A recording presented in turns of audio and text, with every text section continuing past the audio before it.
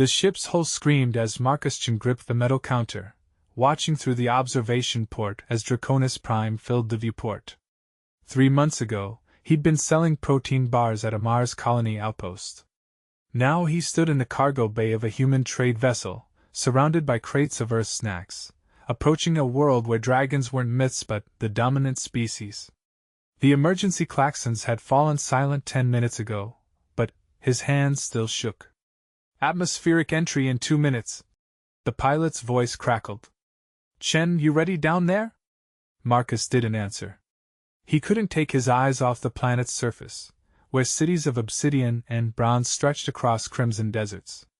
The Draconian Empire controlled 12 star systems. Humanity controlled 3. This trade mission was supposed to change everything, a cultural exchange that would open markets and build trust. Marcus was just a food consultant, the guy who understood flavor profiles and dietary restrictions.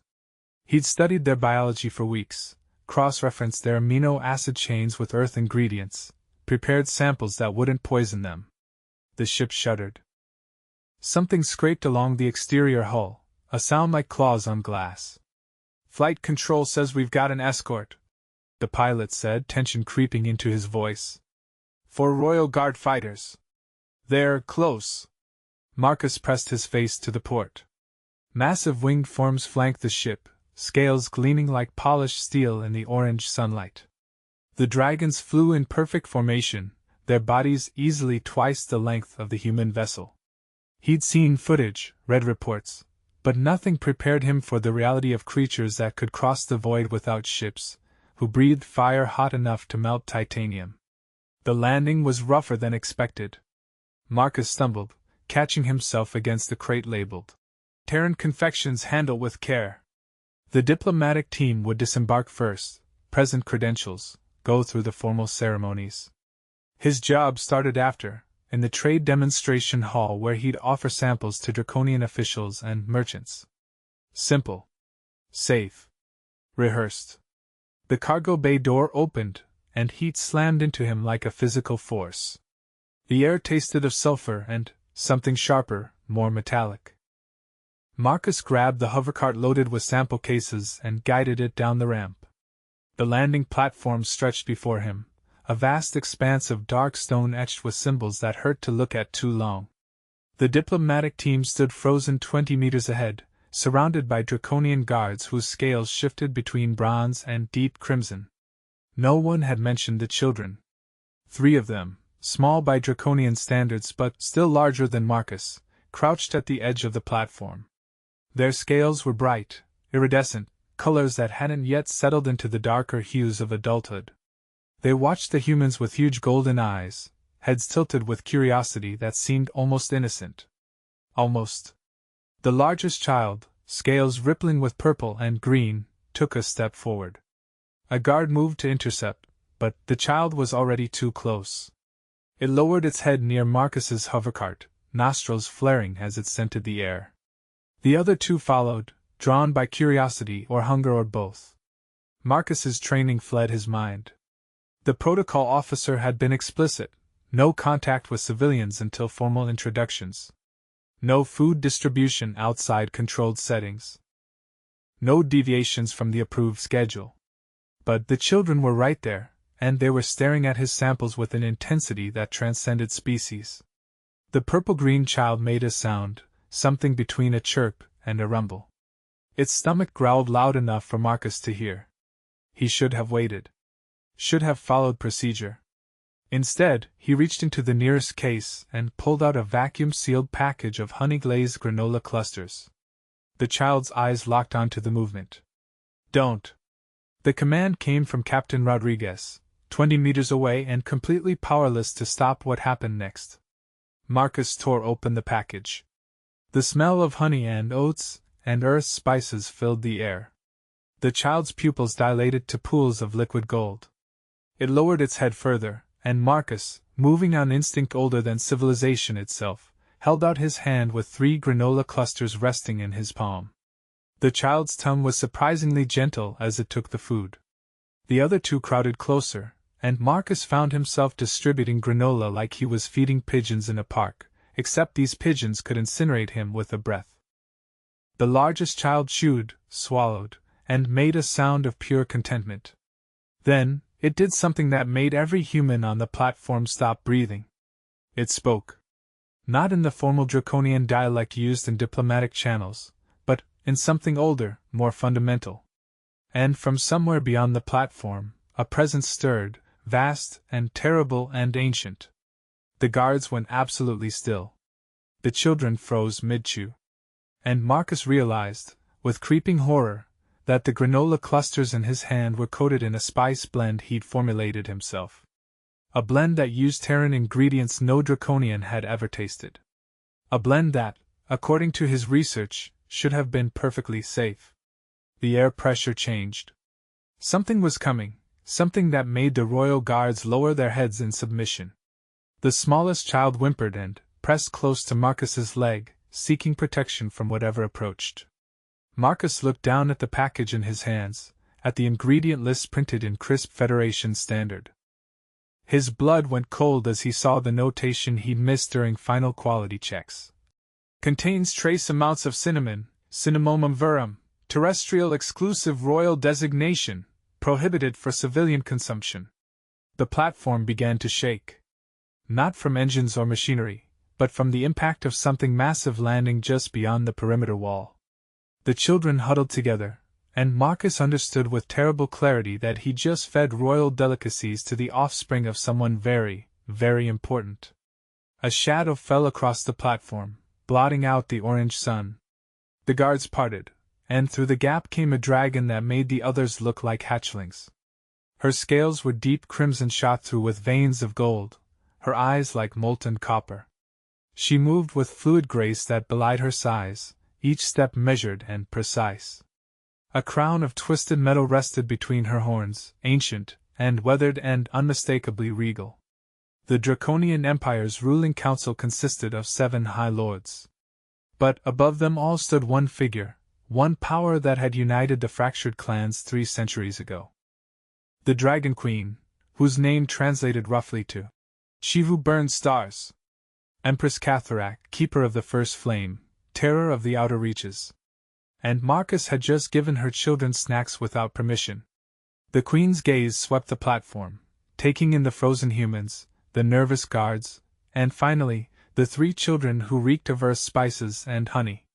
Her lips pulled back, revealing teeth like ivory swords. Captain Rodriguez stepped forward, hands raised in a gesture of diplomatic surrender. Your Majesty, there has been a misunderstanding. The Queen's tail lashed once, a movement that cut through stone like a blade through water. The captain fell silent. Every human on the platform knew they were seconds away from an interstellar incident that could end the fragile peace between their species. The Queen lowered her massive head until she was eye level with Marcus. He could feel the heat radiating from her scales, could smell smoke on her breath. Up close, her eyes held intelligence that dwarfed anything he'd encountered, ancient and sharp and absolutely furious. She opened her mouth, and Marcus prepared for fire, for death, for the end of human-draconian relations. Instead, she spoke in perfect Federation standard, her voice like grinding mountains. These are my nephews and niece, the Princeling Vakros, Princess Shermara, and Prince Taloth. They are visiting from the outer colonies. She paused, and the silence stretched like a wire about to snap. They are not supposed to be on this platform. They are certainly not supposed to approach alien vessels. And they are absolutely forbidden from consuming unvetted foreign substances. The largest child, Vakros, made a small sound of protest. The Queen's gaze never left Marcus. You are the human food specialist. Marcus Chin of Earth's western continent. It wasn't a question. You were briefed on draconian dietary protocols. You were given explicit instructions about distribution procedures. Yet within minutes of landing, you are feeding royal children substances that have not been cleared by our Biological Safety Commission. Marcus found his voice, though it came out barely above a whisper. They were hungry. The words hung in the scorching air. Several guards made sounds of disbelief. Captain Rodriguez looked like he might faint. But the Queen's expression shifted, something flickering behind those molten eyes that might have been surprise. "Hungry," she repeated slowly. "You risked a diplomatic incident, possible execution, and interstellar war because you thought they looked hungry." "Yes, Your Majesty." Vakros chose that moment to burp, a small gout of purple flame that smelled distinctly of honey and cinnamon. Princess Shermara giggled, a sound like wind chimes made of glass. Prince Taloth tugged on Marcus's sleeve with one lone hand, pointing at the sample cases with unmistakable hope. The Queen stared at her nibblings, then at Marcus, then at the hovercart loaded with Earth snacks. When she spoke again, her voice had lost some of its edge, replaced by something that might have been exhaustion. "I have ruled 12 star systems for 90 years. I have negotiated treaties with species that communicate through bioluminescent skin patterns. I have ended clan wars that lasted centuries. I have personally executed 17 assassination attempts on my life." She lowered herself onto the stone platform, wings folding with perfect precision.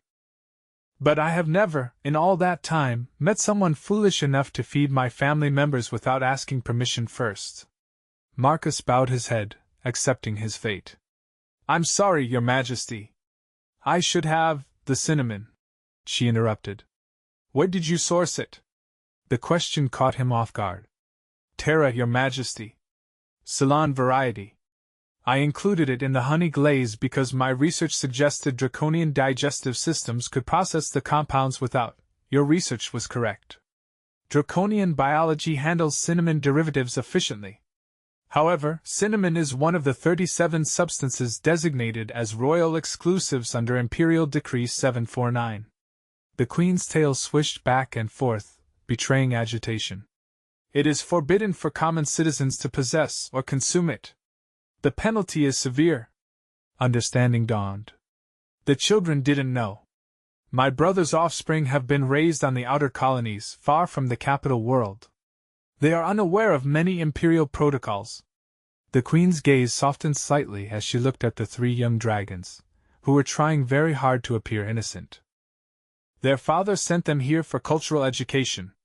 Instead, they sneak away from their tutors, approach alien vessels, and consume contraband substances within their first hour on Draconis Prime."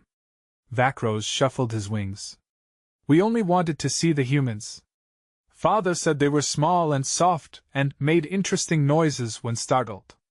We wanted to know if they tasted good," Shermara added helpfully. Captain Rodriguez made a strangled sound. The Queen's lips twitched in what might have been suppressed amusement. "The humans," she said with careful precision, "are our guests and potential trading partners. We do not eat our trading partners, Princess. We have discussed this.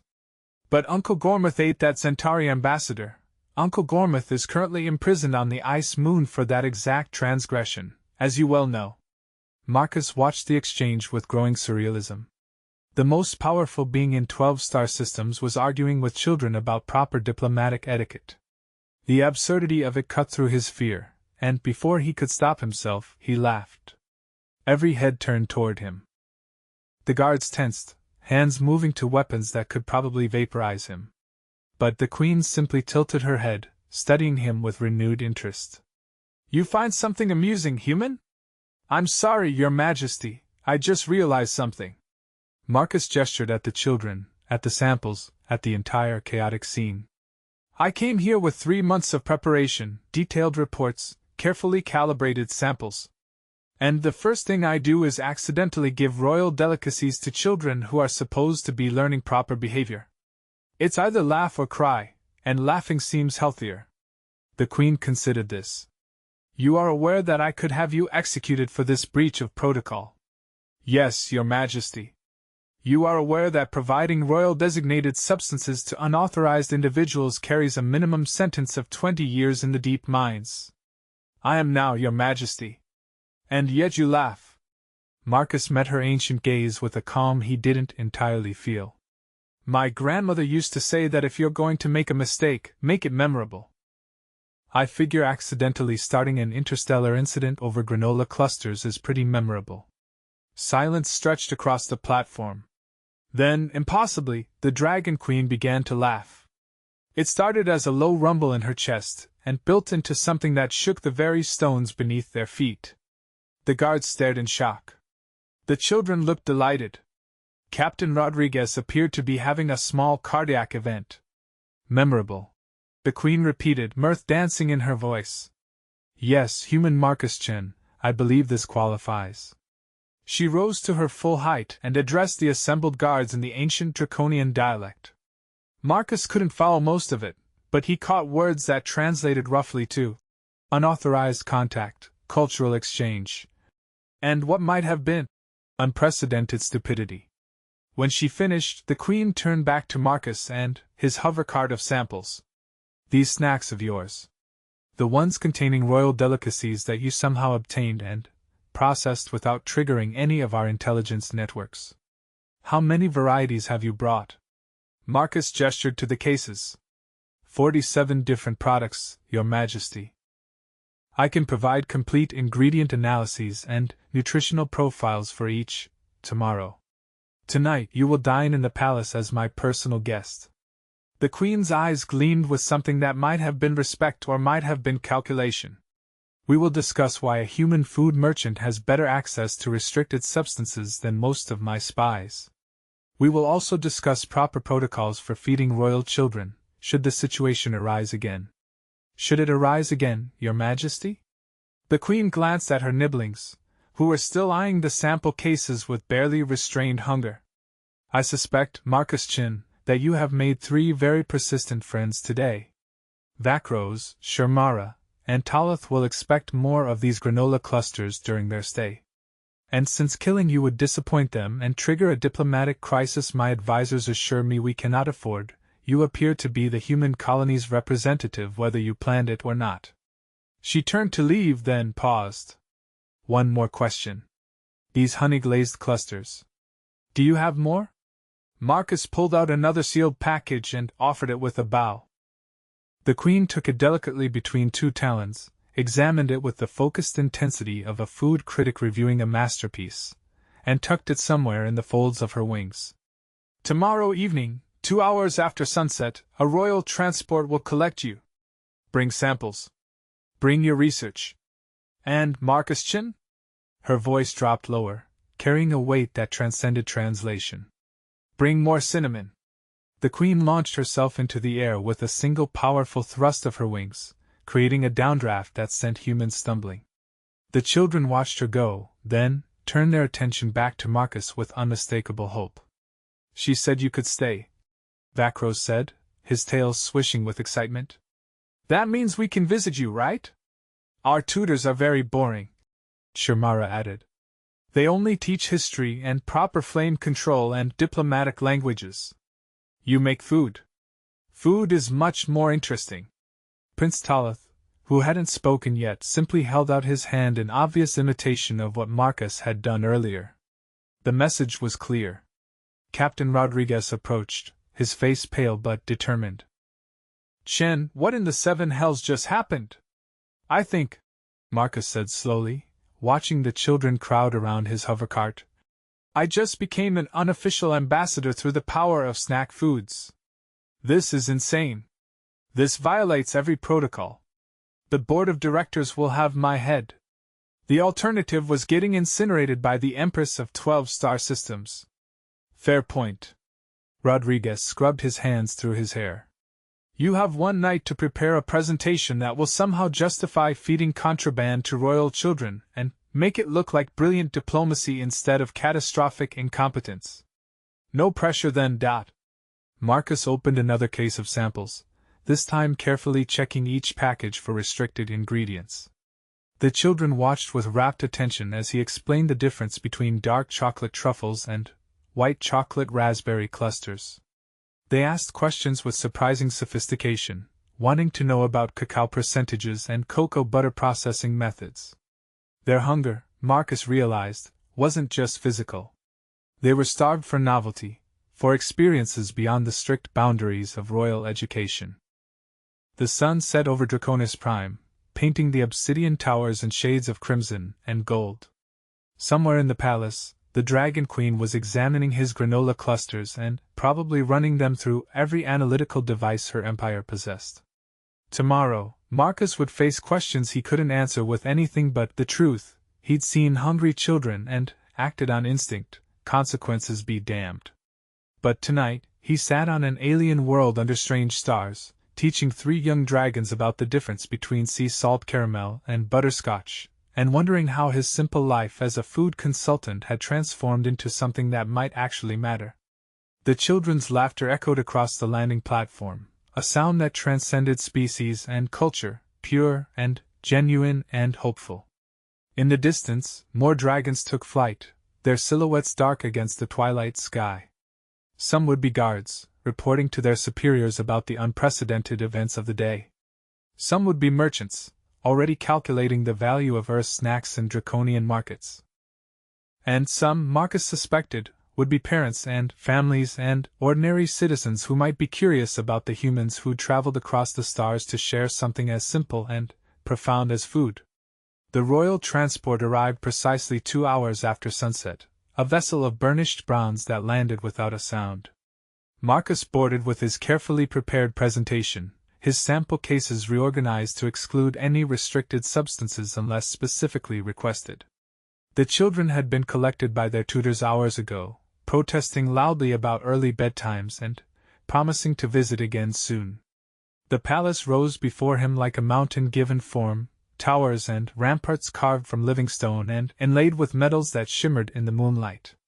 Marcus had studied draconian architecture in preparation for this mission, but the images hadn't captured the scale of it, the way each structure seemed to grow organically from the bedrock, shaped by fire and claw and centuries of accumulated power.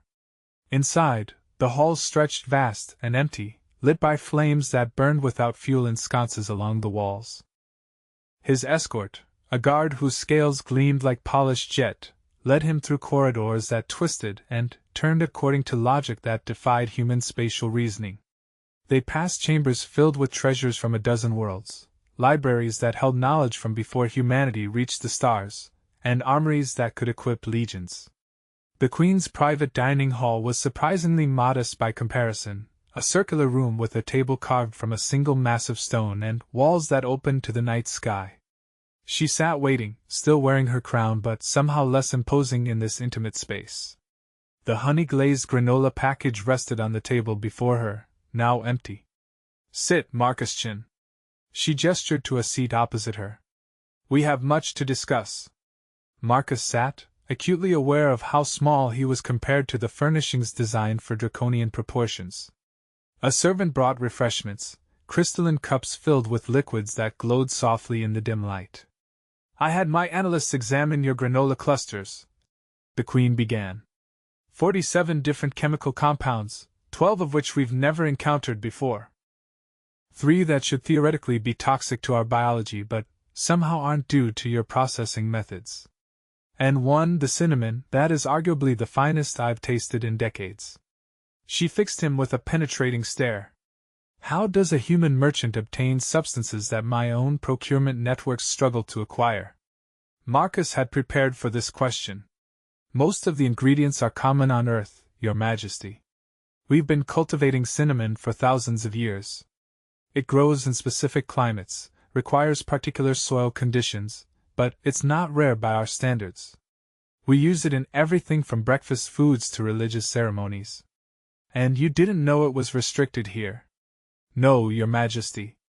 My research focused on biological compatibility, not imperial trade law.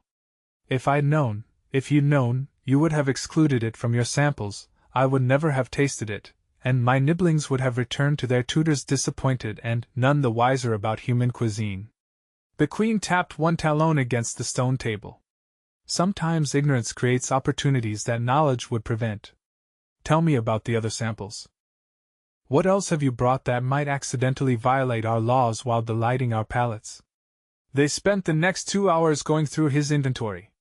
Marcus explained the cultural significance of dark chocolate, the chemistry of caramelization, the art of balancing sweet and savory. The Queen listened with an intensity that made him understand how she'd held power for nearly a century. She asked questions that cut to the heart of each product, seeing connections and implications that Marcus himself had missed. These protein bars. she said, holding up a package labeled Terran Endurance Extreme Nutrition. Your soldiers consume these during extended operations? Yes, Your Majesty.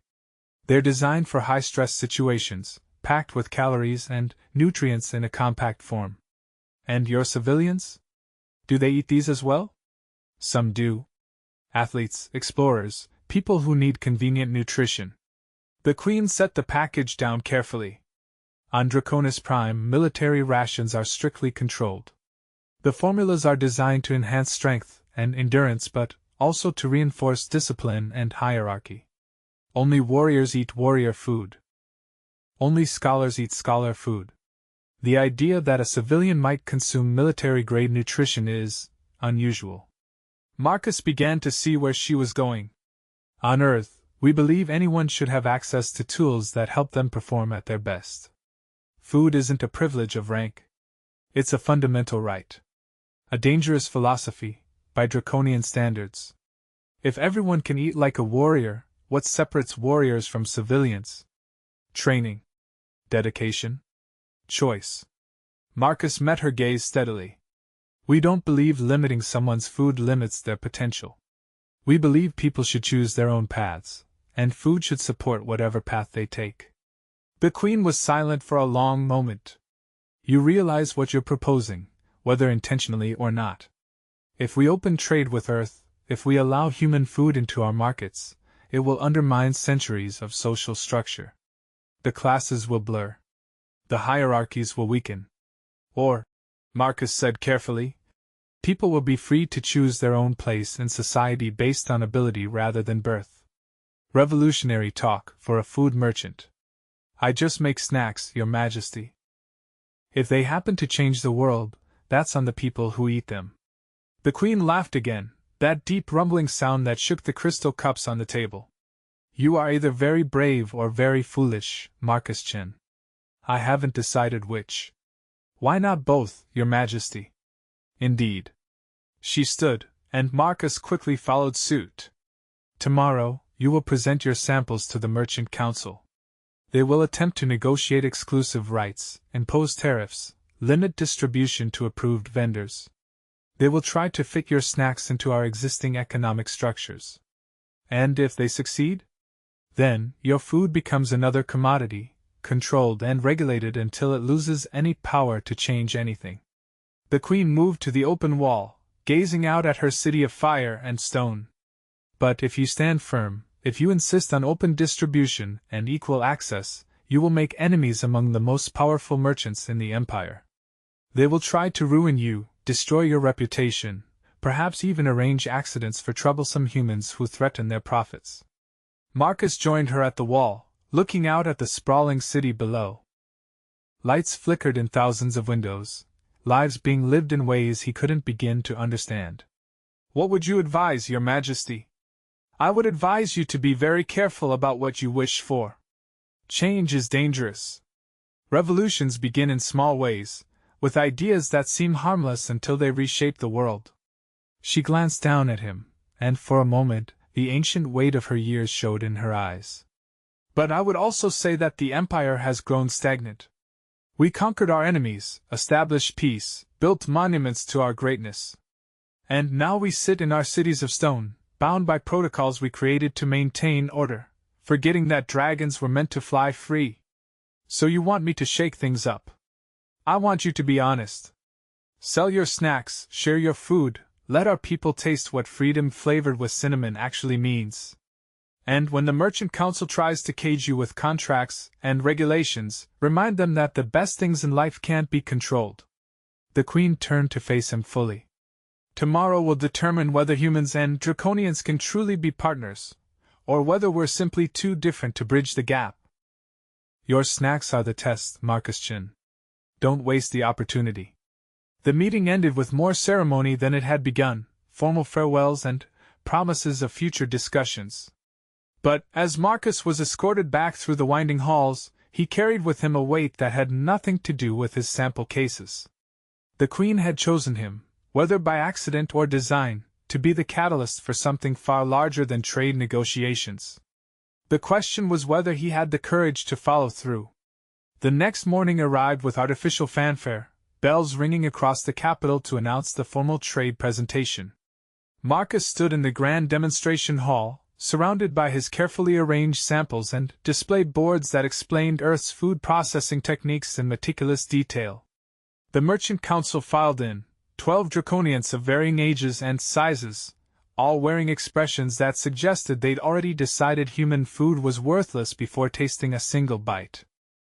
The presentations began with traditional draconian goods, fire crystals that burned for centuries, metals that could withstand stellar temperatures, textiles woven from the silk of solar wind dwellers. Each merchant spoke with practiced eloquence about the superiority of their products, the ancient traditions they represented, the unquestionable value they provided to the empire. Then, it was Marcus's turn. He stepped up to his display, acutely aware of every eye in the hall focusing on him. The children were there, seated in a special section with their tutors, wings fidgeting with barely restrained excitement. The Queen sat in the highest seat, her expression neutral but her eyes sharp with interest. "Honorable Council members," Marcus began, his voice steady despite his nerves. "I'm not going to tell you that Earth's food is superior to yours. I'm not going to claim ancient traditions or unquestionable value. What I'm offering is something simpler: variety. Choice. The opportunity to experience flavors you've never encountered before." He opened the first case and held up a dark chocolate truffle. "This contains cocoa from Earth's equatorial regions, processed with techniques we've refined over thousands of years. It melts at body temperature, releasing compounds that trigger pleasure responses in most carbon-based neural systems. Try it." The first council member accepted the truffle with obvious skepticism, examined it from multiple angles, and finally placed it in his mouth. His eyes widened. The other council members leaned forward with sudden interest. Marcus continued, offering samples methodically and explaining the cultural context of each item. He spoke about Earth's food traditions, about how humans from different regions developed distinct cuisines based on available ingredients and environmental conditions. He talked about innovation and experimentation, about how the best foods often came from unexpected combinations. The council members began asking questions, genuine interest replacing their initial skepticism. They wanted to know about production methods, potential allergens, shelf life in different atmospheric conditions. They wanted to understand how these foods fit into social contexts on Earth, whether they carried symbolic meanings or were purely functional. And then, the conversation took the turn Marcus had been expecting. "These are interesting novelties," the lead council member said, his scales a deep bronze that spoke of age and authority. "But we must discuss practical matters. Distribution networks, pricing structures, import quotas. Clearly, such exotic items should be marketed as luxury goods, available only to those who can afford them and appreciate their true value." "No," Marcus said simply. The hall fell silent. Several council members exchanged glances of disbelief. The lead merchant's eyes narrowed. "No," he repeated slowly. "You refuse to discuss practical business matters? I'm happy to discuss business, but I won't agree to artificial scarcity. These aren't luxury items on Earth. They're everyday foods that anyone can buy. I won't come to Draconis Prime and suddenly price them out of reach for ordinary citizens. You misunderstand the market, human. Draconian consumers expect quality to be reflected in price. If something is too accessible, it loses its appeal." Marcus picked up one of the protein bars and held it up.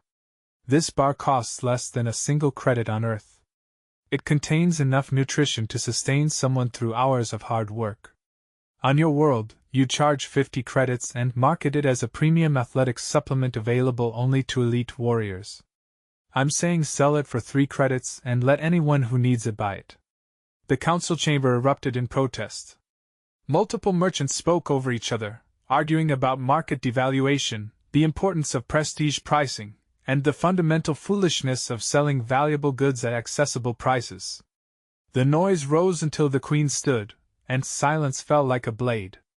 "The human makes an interesting point," she said, her voice cutting through the lingering tension. We have become so focused on maintaining our hierarchies that we've forgotten simple truths. Food is fuel. Food is culture. Food is life. By restricting access based on arbitrary class distinctions, we limit our own people's potential. Your Majesty, the lead merchant protested. With all respect, we cannot simply disrupt established economic principles, can't we? The Queen descended from her seat, moving among the council members with deliberate grace. Tell me, Merchant Krevos, when was the last time you personally tasted the rations consumed by our mining workers? Or you, Merchant Silith, when did you last eat the processed nutrient blocks fed to our agricultural laborers? The merchants shifted uncomfortably. The Queen continued, her voice growing harder. We sit in our towers and decide what the common people deserve, never experiencing what we sentence them to consume. We create artificial divisions and call them tradition. And we wonder why our colonies rebel, why our outer systems resist integration, why our people grow restless under our benevolent rule. She turned to Marcus, and something in her expression reminded him of the way she'd looked at her nibblings, a fierce protectiveness mixed with exasperation. This human traveled across the stars with boxes of snacks. Simple foods. Common foods. The kind of things his people eat without thinking about rank or privilege. And in one day, he sparked more genuine conversation about our social structures than I've heard in a decade of council meetings. Your Majesty. Krevos tried again. Surely you don't propose we abandon all market controls. I propose we remember that we're dragons, not merchants cosplaying as dragons. We were meant to hunt, to fly, to burn bright and fierce. Instead we count coins and impose quotas and call it civilization. The Queen's tail lashed, cracking against the stone floor. Trade with Earth will proceed on human terms. Equal access. Fair pricing. No artificial restrictions based on class or caste. If our people want these snacks, they should be able to buy them without emptying their savings. This will destroy the luxury goods market. Another merchant warned. If everything is accessible to everyone, what separates the worthy from the unworthy? Marcus spoke before he could stop himself. Maybe the separation shouldn't exist. Maybe the only thing that should separate people is their own choices, not the circumstances of their birth. The words hung in the air like a physical challenge. Several merchants looked outraged. Others appeared thoughtful. And the children, Marcus noticed, were watching with expressions of fierce approval. Vakros stood up, his young voice clear in the sudden silence. Uncle Marcus is right. Why should Talith and I eat better food just because our father is the Queen's brother? We didn't do anything to earn it. We were just born. Sit down, Princeling. His tutor hissed, but the damage was done. The youngest member of the royal family had publicly questioned the foundations of their social order, and every dragon in the room heard it. The Queen looked at her nephew with an expression that mixed pride and concern. The Princeling speaks honestly, if perhaps prematurely. But his point stands. We cannot expect loyalty from people we keep hungry, or respect from those we treat as lesser. The human offers us a chance to change, to grow beyond our rigid structures. The question is whether we're brave enough to take it. The debate raged for hours after that, council members arguing passionately on both sides. Some saw opportunity in Marcus's approach, a way to expand markets and build genuine goodwill with the population. Others saw it as chaos, a dissolution of the order that had kept the empire stable for generations. Through it all, Marcus stood beside his samples, answering questions when asked but mostly staying quiet. He made his position clear.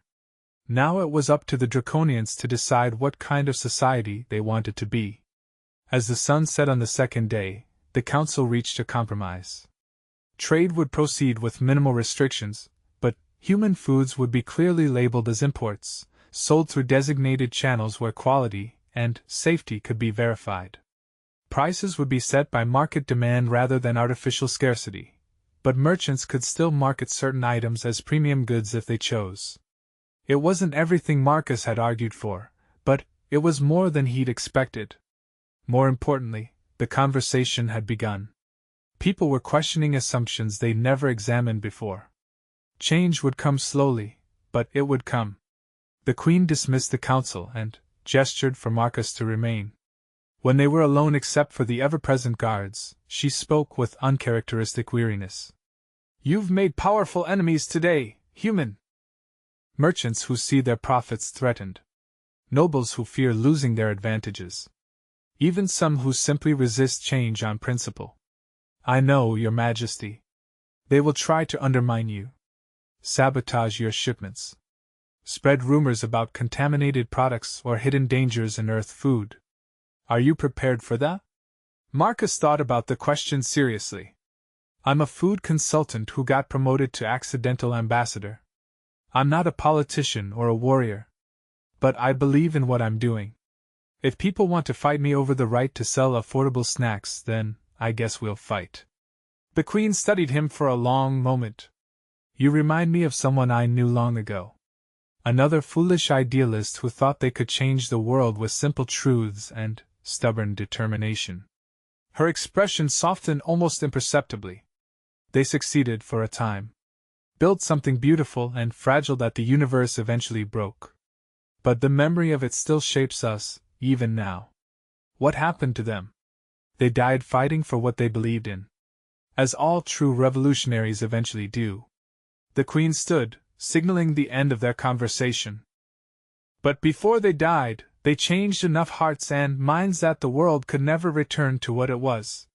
Perhaps that's the best any of us can hope for." Marcus bowed and turned to leave, but the Queen's voice stopped him. "Marcus-chan, my nibblings have requested permission to visit your quarters. Apparently they wish to learn more about Earth cuisine and human culture. I'd be honored, Your Majesty." "See that you are. They're valuable to me, and not just because of their bloodline. They represent the future of this empire, one way or another. What you teach them may matter more than any trade agreement." The implications of that statement followed Marcus back to his assigned quarters in the human delegation building. The children arrived the next morning with their tutors, who looked distinctly unhappy about the situation but couldn't refuse a direct royal command. Over the following weeks, Marcus's quarters became an unofficial classroom.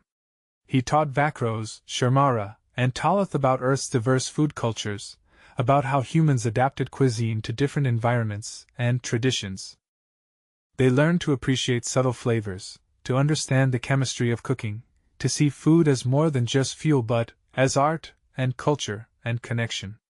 And in return, they taught him about draconian society, about the complex web of obligations and hierarchies that governed every interaction. They spoke honestly about the frustrations of being young in a system that valued age and tradition above all else, about dreams that couldn't be pursued because they didn't fit approved patterns. The tutors initially tried to maintain discipline, to keep conversations focused on approved cultural exchange topics. But the children's curiosity was relentless, and Marcus's willingness to answer uncomfortable questions eventually wore down even the most rigid guardian. "Why do humans have so many kinds of government?"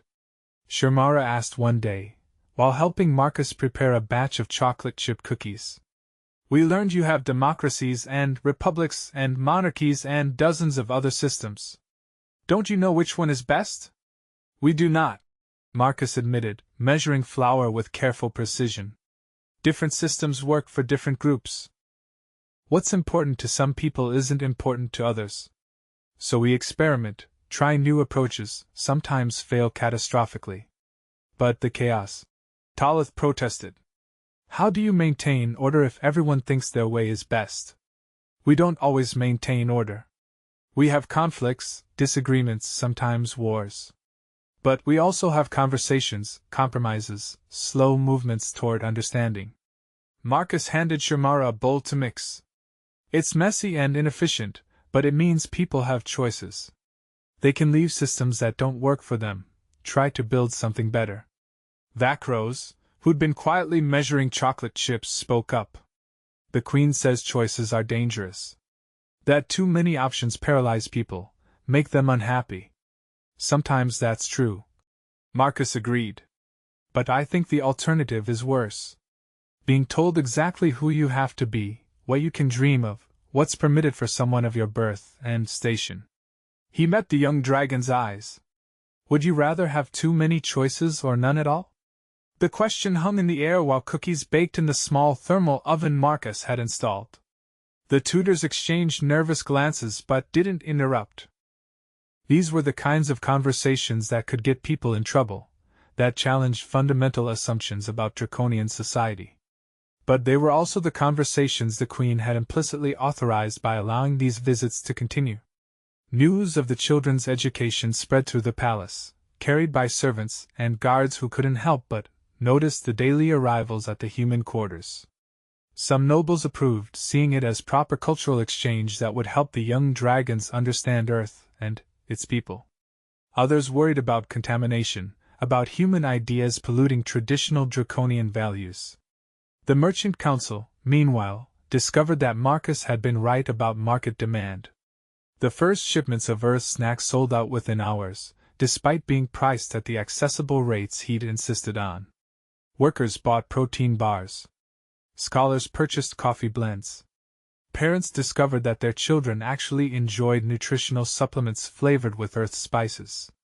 And the cinnamon, released in controlled quantities as a premium product, became the most sought-after commodity in the capital. The Queen had designated it as permissible for all citizens, removing its royal exclusive status in a decree that shocked the nobility.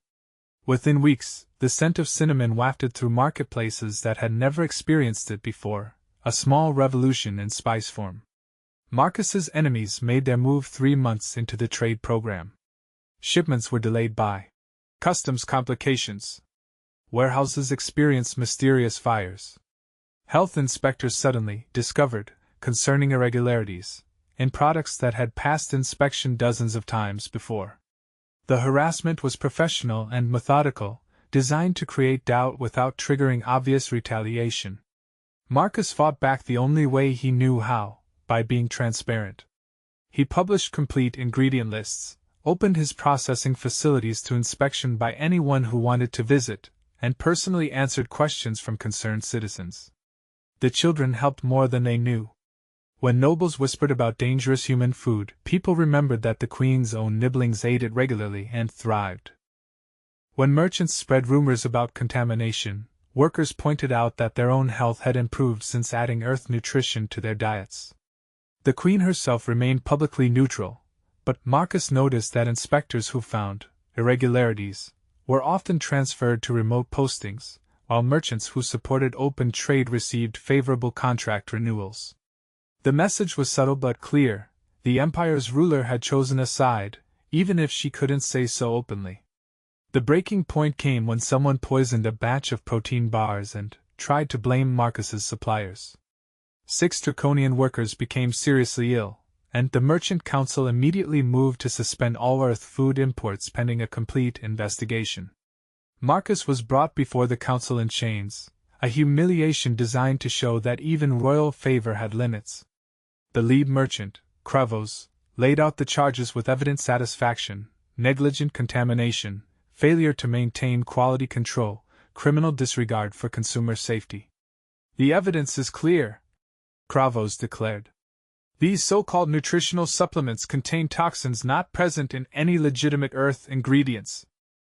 The humans' quality control failed catastrophically, endangering lives. We must ban all Earth food immediately. Marcus listened to the accusations, his mind racing through possibilities. The poisoning had been professional, something that wouldn't be detected by standard screening but would cause dramatic illness. Someone wanted Earth food banned, wanted to prove that opening trade had been a mistake. He spoke carefully, aware that his next words might determine humanity's relationship with the Draconian Empire. Honorable Council, I accept full responsibility for any failures in my quality control. If my procedures allowed contaminated products to reach consumers, I will face whatever punishment you deem appropriate. Kravos smiled, thinking he'd won. But Marcus wasn't finished. However, I request permission to examine the contaminated samples myself. Not to escape justice, but to understand what went wrong. If my methods failed, I need to know how, so I can ensure it never happens again. The council debated briefly before agreeing. What harm could it do to let the human examine evidence of his own failure? They provided him with a sample of the contaminated protein bars, watched carefully by guards who ensured he couldn't tamper with anything. Marcus studied the bars under a standard analytical scanner, comparing them to control samples from the same batch. The differences were subtle but telling. The contamination wasn't in the ingredients or the processing.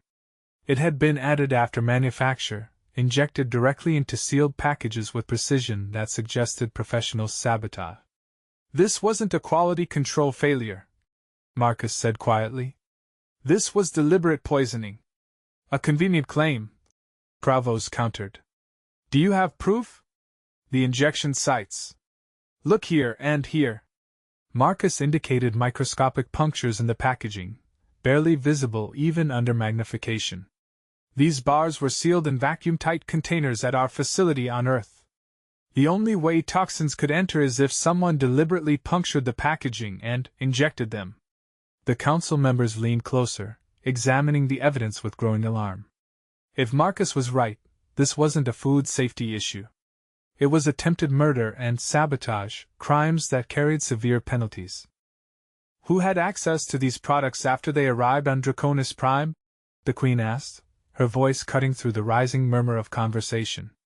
Marcus pulled up shipping logs on his datapad.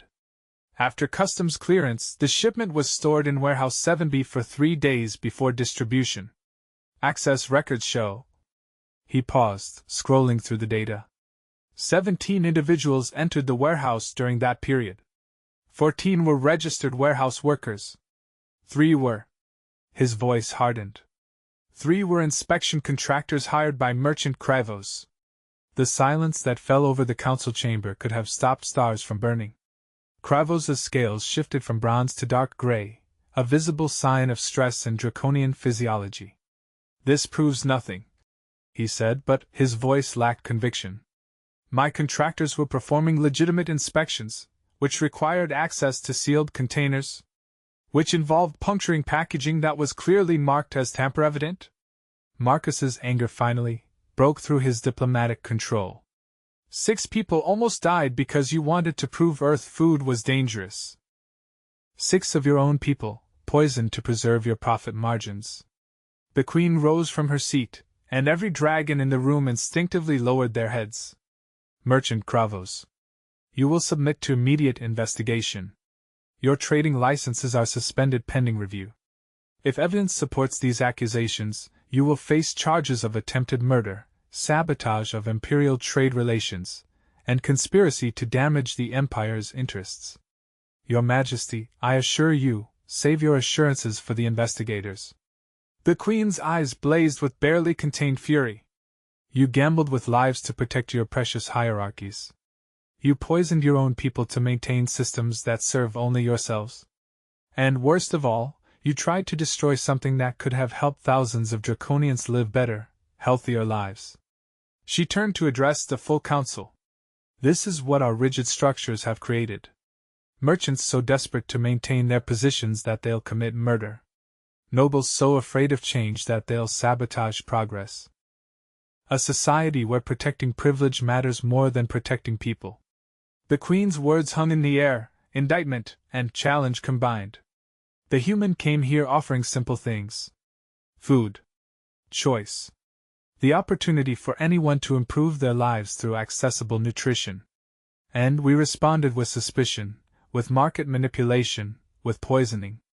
We proved every stereotype about draconian inflexibility and resistance to change.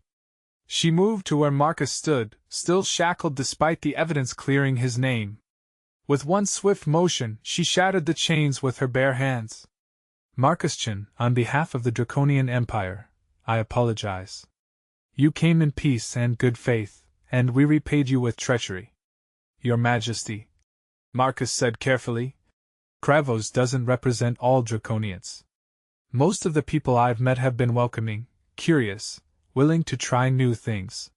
One corrupt merchant doesn't condemn an entire civilization. Perhaps not. But one corrupt merchant who nearly succeeded in destroying an alliance suggests deeper problems that we can no longer ignore. The Queen returned to her seat, but her posture remained tense. "The Council will investigate this matter fully. Those responsible will face justice. And we will implement new protocols to ensure such sabotage cannot happen again." The meeting ended with Kravos being led away by royal guards, still protesting his innocence in increasingly desperate tones. The other council members dispersed quickly, unwilling to be associated with someone facing such serious charges. Marcus was left standing in the emptying chamber, processing what had just happened. The children found him an hour later, still sitting on the council chamber steps. They approached cautiously, unsure of his mood after such a traumatic experience. "Uncle Marcus?" Shamara's voice was small, worried. "Are you angry with us? With Draconians?" Marcus looked up at three young faces filled with concern and guilt by association. "No," he said honestly. "I'm angry with people who value profit over lives. But that's not about being draconian or human. That's about being selfish and cruel, which exists in every species." Vakros settled beside him, wings folding with a soft rustle. "The Queen says change is hard because people get comfortable with what they know. Even if what they know is bad, at least it's familiar. Your aunt is very wise. She also said you were very brave," Taloth added, sitting on Marcus's other side. "Standing up to Kravos even though you knew he might kill you for it." "I was terrified," Marcus admitted. "But sometimes you have to be brave anyway. Especially when it matters." They sat together in silence for a while, three young dragons and one human, watching the sun set over a city built by beings who could breathe fire and cross the void. The future was uncertain, Marcus knew. The investigation would take months. Trust, once broken, would take years to rebuild. But, sitting there with the children, he felt something that might have been hope. The investigation proved even more damning than expected. Kravos hadn't acted alone. 6 other merchants had participated in the conspiracy, along with a dozen nobles who'd provided funding and political cover. The scope of it stunned even the Queen, revealing corruption that had festered for decades beneath the Empire's gleaming surface. The trials were public and brutal, draconian justice swift and uncompromising. Kravos lost everything: his wealth, his status, his freedom. The other conspirators faced similar fates. But more significantly, the trials sparked conversations that rippled across the 12 star systems. If powerful merchants could conspire to poison their own people, what else might they be hiding?